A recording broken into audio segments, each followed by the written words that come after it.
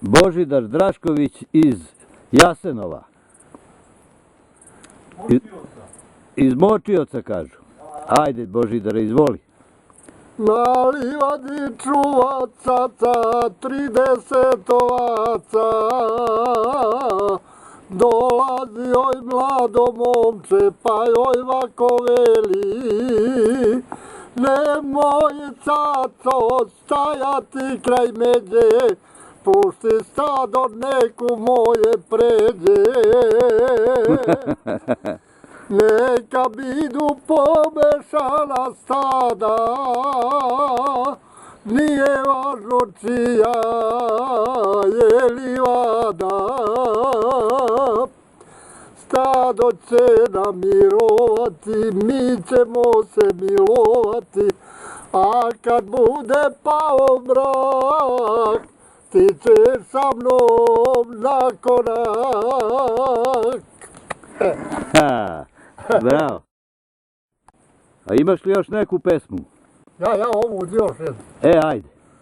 Prošao sam Zlatiborom, Murtenicom, Čemernicom, preko Mučnja i Javora i došao do Golije. Do Golije nema ništa da se čuje, nema stada, nema zvona, nema frula ni dvenica, nema mladih čobanica.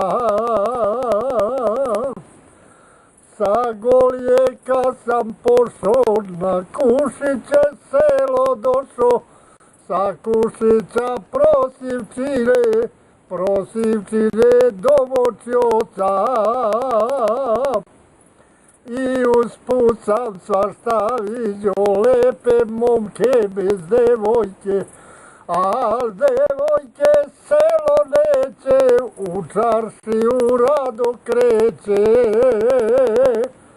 U čaršiju rado kreće, sa drogom se tamo sreće. Nema prela ni posjela, niti pesme ni igranke, ni mlade seljanke. Svaka čast. Ajde Božidare. Oj devojko iz Pazara, da li bi se mojom zvala? Od Pazara do Tutina, Ivangrada, Kolašina do Mojkovca, od Mojkovca Bijelog polja